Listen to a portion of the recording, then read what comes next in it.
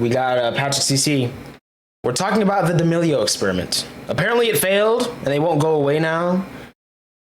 I don't know. I'm here for this though. This should be great.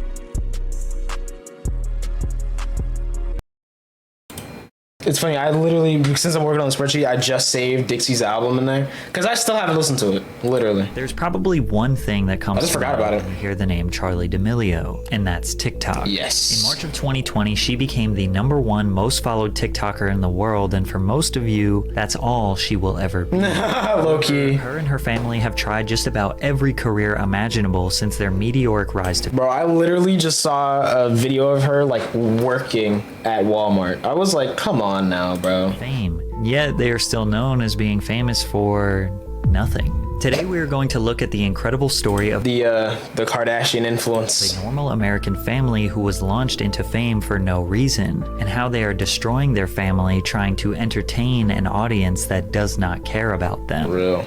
I kind of do want to watch their show though. That could be cool. I know I said we were watching Love Island in Discord soon.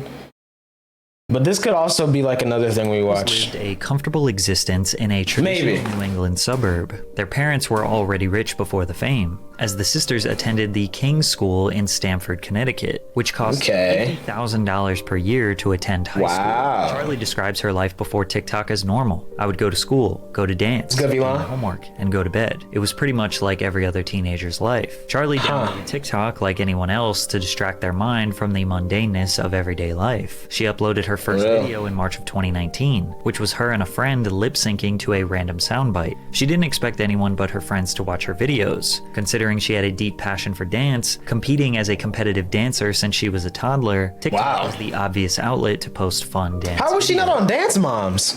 Is that still a thing? Or is that show over with? I don't even know. I never watched it. But she could I just heard a lot about it, man. What would happen next? In July 2019, on her way to dance class, Charli posted a duet of her following the choreography of a user named Move With Joy. The video instantly went viral, and her notifications glowed during class. Wow. It had like 7 followers, but when she picked up her phone after class, she had 2,000. Although Charli claims she never wanted attention nor was trying to be famous, after her first taste of virality, she prioritized TikTok like someone who did it as a full-time job. She posted every day, sometimes multiple times per day, and very quickly she gained hundreds of thousands. Really paved the way, man.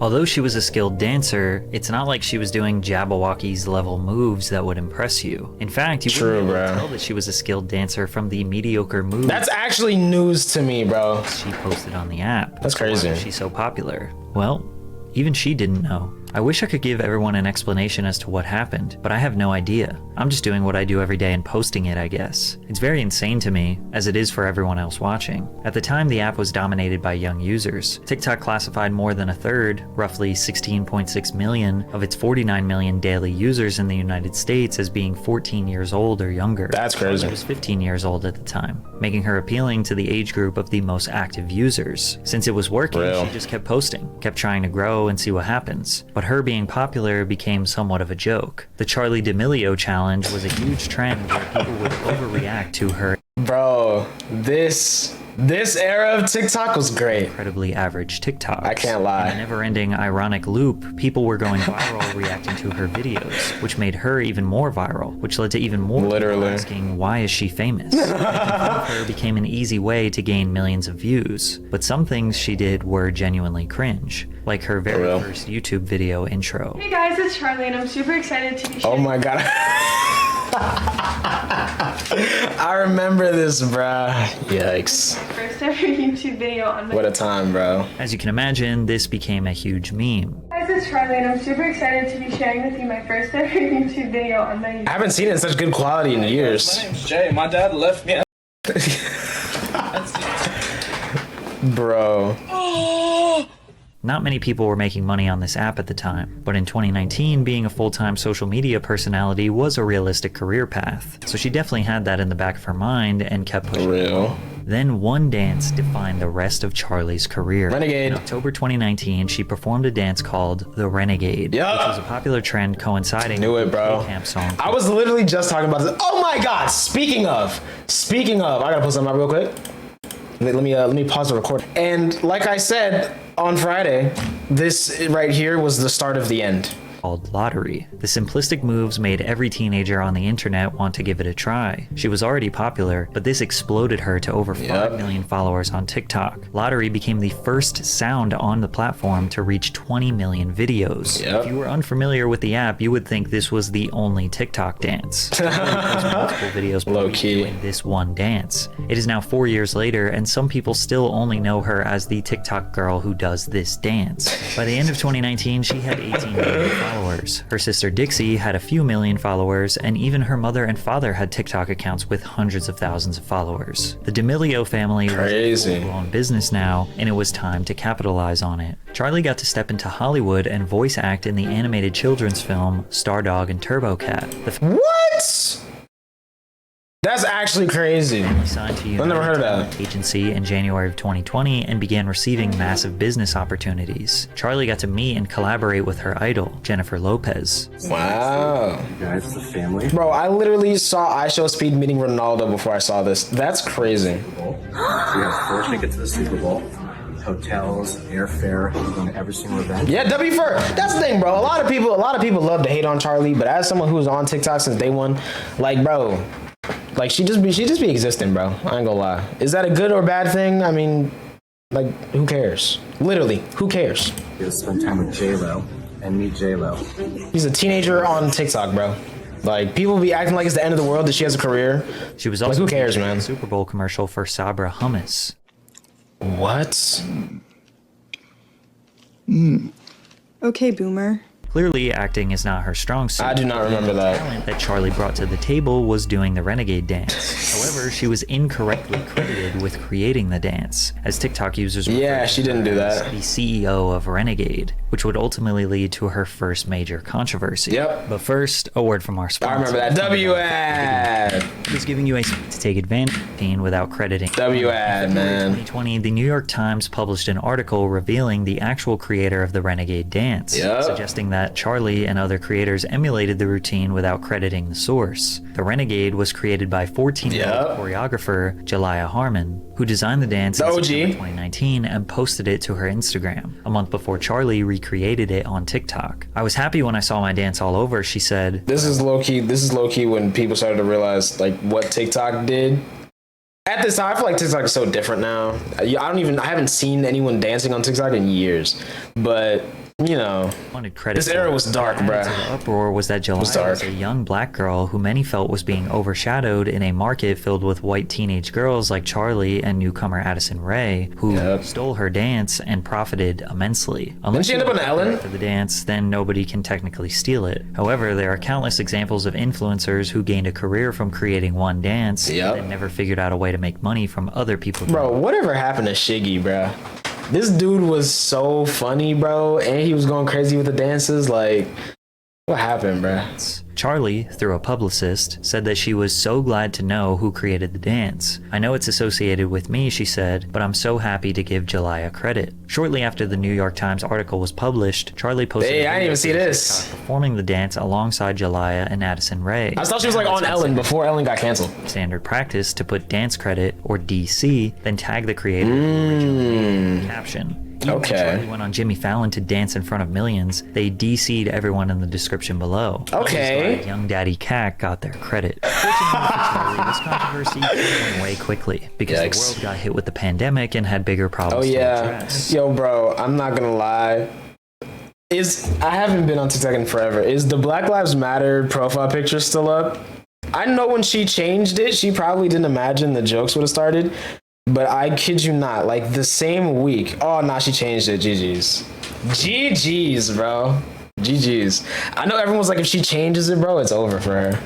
But at the end of March 2020, nearly the whole I guess that never happened. Shut down, with hundreds of millions of people inside browsing the internet all day. TikTok gained 315 million new users. So when Charli officially became the #1 most followed TikTok account on March 25th, it was huge news. She surpassed Lauren Gray at 41.4 million followers. TikTok having a rising star was crucial for their success. Charli was their model example of how this app can change your life, but it just kept leading to more and more people asking, Why is she number one? Why is she famous? It didn't help that Charli embarked on the most generic career path as any other random LA socialite influencer. She started a podcast. The Ramble Podcast Network struck a deal with Charli and Dixie to launch a series called Two Chicks. They lasted 27 episodes, but it didn't take off since the two aren't really that great at talking. Then Charli and Dixie partnered with Morphe Cosmetics to launch a makeup line. Makeup reviewers on YouTube thought that the products were just average, specifically designed for young teenagers, and just felt like a business play rather than an ambitious endeavor. Dunkin' Donuts offered a limited time drink on their menu. I remember this. This was crazy. The Charli. Then she collaborated. Honestly though, I can't be too mad at this one because low-key this paved the way for like Ice Spice to get a collab with Dunkin'. So like low-key W Charli for this. I ain't gonna lie. With Hollister, designing a Let's be for real fleece sweatshirt. Charli later appeared in Jennifer Lopez's music video for the single Pati plus Lonely, and in Bebe Rexha's Baby I'm Jealous shortly after. Charli's basic influencer journey was likely due to pressure from her managers letting her know she needed to be capitalizing on her moment. So what this is it's a look at your 2021. This is the major things we're focusing on. So we have all partnerships. We have, the different companies you're working with, like, ring lights and starting a clothing company. So, and then you have books. Yikes, bro. 16-year-olds are not ambitious. That's crazy, bro. I'm not gonna lie. Hang out with their friends. GG's. Managers essentially just tell her what. Hey, to be honest though, still better than Disney. Still better than she was on Disney. Let's be for real. Let's be for real. But that's crazy. Going to pursue, because if the world is going to give you fame, why not make millions of dollars from it? She didn't need to prove herself in these industries. Her follower count was enough. It seemed like Dixie had to try harder to be recognized as a promising talent, so she wasn't just seen as Charli's sister. True, and I ain't gonna lie, she did it with that doctor show, bruh. There were days I would work all day. I missed that doctor show. I was like, how do you have all these followers and you're laying in bed all day?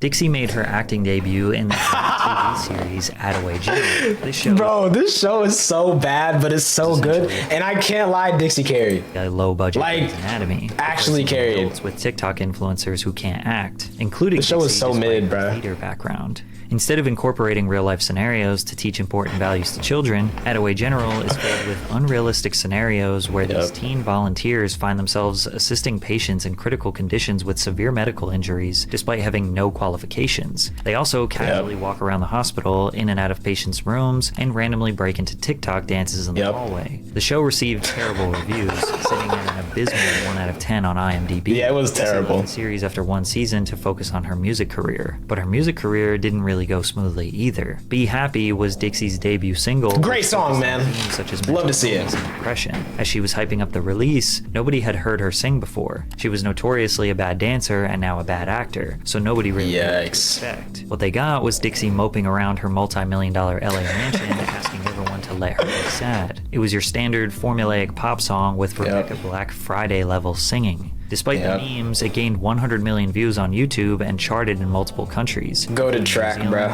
Ireland, Canada, and Scotland. The song was later certified gold, prompting a remix featuring. Nah, it was certified gold before the remix. Singer-songwriter Black Bear and rapper That's crazy. Rosie. And although many expected her to tuck her tail and quit music, she did the opposite. Dixie signed a record deal with record executive L.A. Reid's label Hitco Entertainment. Wow. For the rest of the year, she didn't know that, bro. More singles. Naughty List, a Christmas song with Liam Payne. That was bad. Featuring Wiz Khalifa. That was alright. She's Roommates is actually kind of good. Music over the years, and her singing has gotten much better. For sure.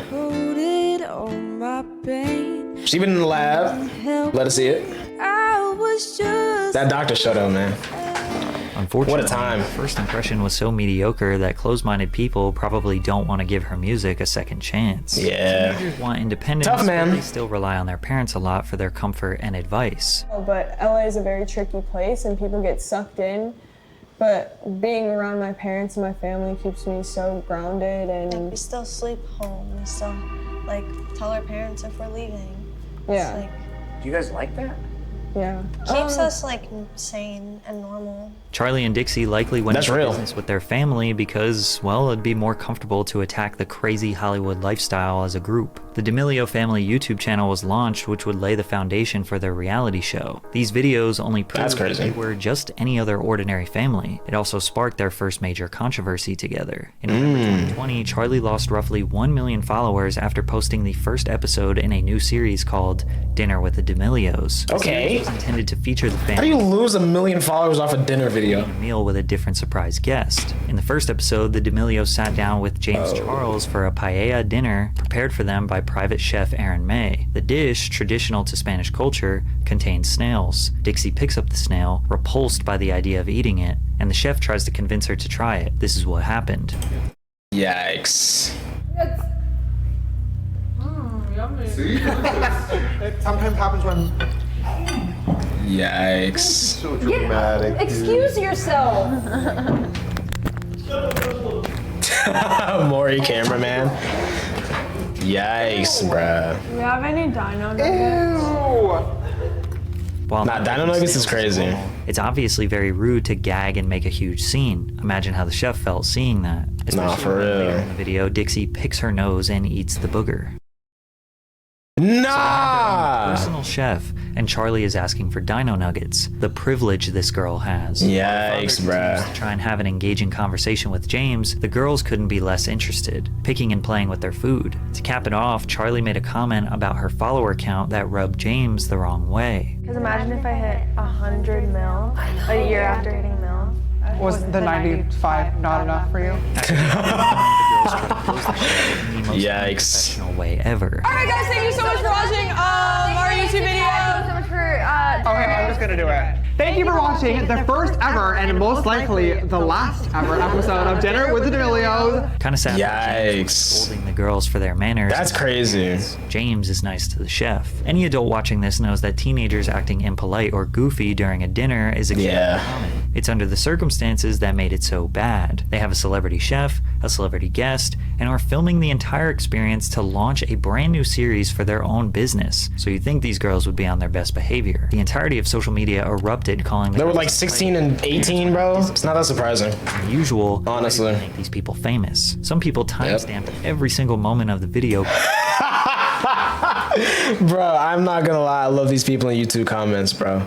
This is commitment, bro. Criticizing a facial expression or movement from them being rude. Dixie tried to apologize and say that people were unfairly criticizing her based on an out-of-context 15-second clip, which was ridiculous because we had all of the context we need. Charlie also addressed the situation. We've since talked to Chef Aaron May, and I definitely do not remember this. in on the joke, so he was like, I wasn't paying attention at this point, I guess. a thing where we were being blatantly disrespectful. It was more a thing like you joke around with your friends. Everyone on my team is friend and family. Like, apparently this was all just a skit for the video.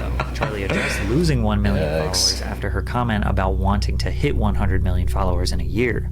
when I had said about the followers thing, I genuinely just thought it would be so cool to hit a huge milestone a year after hitting another milestone. I never meant for you guys to make it seem like you were numbers or did not mean anything, and Now, if she kept the statement short and sweet, a lot of people would have considered this being a misunderstanding, but she made a mistake and began crying on camera. Sorry. Now I remember this. I don't think I knew the context. That's why. Seeing how people reacted to this, like, But I remember this now. I don't even know if I want to do this anymore. Like, this is messed up stuff that people are saying. Like, people GG's. telling me to hate myself, people just like blatantly 230 million views on a TikTok live is crazy. disrespecting the fact that I'm still a human being is not okay. But yeah, The point L she internet, man. She didn't deserve that level of bullying, but many people Real. look at crying as trying to take a situation and make yourself the victim and then try to gain sympathy. By doing this, it also real. the narrative, with headlines saying, Charli D'Amelio cries after losing 1 million followers, which we know is not why she was crying. But that just furthered the narrative that she is spoiled and famous for no reason. But ultimately, it didn't really matter, because she became the first person to surpass 100 million followers on TikTok. When did she get surpassed by the dude that doesn't say anything? I can't think of his name right now, but because he surpassed her, right? Numerous accusations. No, she was actually crying. TikTok That was real. It was good, bro. Nobody still, after all this time, could understand why you would follow her. And you can tell when someone's fake crying in like an apology video or a live, because it's like the timing is always so perfect, you know? Day one, Charli and the entire D'Amelio family's biggest conflict was the hate. If you have followers, you're not considered a person. You're just a thing that people get to judge and objectify. Yikes. And call names and bully. So it's like they don't expect it to hurt us, but like, we all do. Being judged by the entire world is difficult, especially when there isn't much. And that's crazy too, because I'm at this point I'm like, bro, they literally have a reality show now. That's kind of worse, man. People usually admire fame for possessing a skill or talent that is extraordinary, which makes people flock together to pay attention to that skill. You have to work, grind, show passion and dedication to a craft for years before anyone is going to respect you. They were given followers and fame and feel entitled to be given support every time they find a shiny new career they want to pursue. So people give hate to the D'Amelios because they get to waltz in any creative industry other people are dying to get into. They get paid for mediocre work than experts in their field. So it's not surprising the world wants to hold them to the same standard as experts since they are getting paid just as much as them. Charli became a New York Times bestseller after writing a book called Essentially Charli, The Ultimate Guide to Keeping It Real. I didn't hear about that, bruh. Cyberbullying, social media, and body image, as well as Charli's childhood and family life. Best-selling author, voice actor. I mean, it's cool for gist though, I guess. YouTuber, clothing designer, makeup designer, chef, musician. 2 years of being famous. She tried everything. Crazy. Nothing. So the only thing left to do was start a reality TV show. The D'Amelio Show. Hey, bro, that's one thing. If creatives don't know what to do, bro, Hulu is knocking on that door. Premiered on Hulu for sure, and was an immediate success. It became the most watched unscripted series among all first season titles in the genre on Hulu. Bruh. Season 1 was. I ain't gonna lie though, this is probably why the Kardashians started a new show, bro. They needed to snatch that crown back, cause that's crazy to think about. Unsurprisingly, becoming famous and dealing with the overwhelming amount of hate. They even put hate comments on the screen whenever the girls do anything. Waking up in the morning reading hate comments. Trying to reject the criticism they will inevitably get. This is just giving haters more power and will ultimately make them want to. Low key, bro, they're getting clout. This is the only setback that the D'Amelios have ever faced in their life. People not liking them. Mariana Trimble of Washington Square News called the D'Amelio Show a surprisingly humble look at TikTok's most famous family. You may be shocked to find that you have more in common with celebrities than you thought. Well, they were a normal family for 20 years and famous for 2 years, so it's not that surprising to think they are just like everyone else. For real. Season 2 took a weird turn. They documented Charli's new burning passion to pursue a music career. Music was the outlet for Dixie to break away from just being Charli's sister. And since low key. A career path, you think they would just let Dixie be the singer. But to make it worse, they lied to Dixie for months, claiming that Charli was at acting class when she was getting singing lessons. So when Nah, lying is crazy. I ain't gonna lie, bro, they devious for that, bro. They devious for that. Dixie wasn't happy. I was caught off guard and then expected to be like, oh my God, this is so perfect. You know what? Why don't you put this song on my album? We could do it together. Like, that's how they wanted me to react. And I'm like, guys, no. Charli did releasing a couple songs that saw moderate success, but as a shock to nobody, I didn't know she did music. I haven't heard any of these. To that career path either. That's probably why. More pressure from managers for Charli to pursue business ventures. Right now, my skin has like kind of not been the best, so I feel like just getting my skin fixed because it's like really bad right now, and I don't think it's fair of me to be like, use my skincare. Real. That's not what I want. That's real.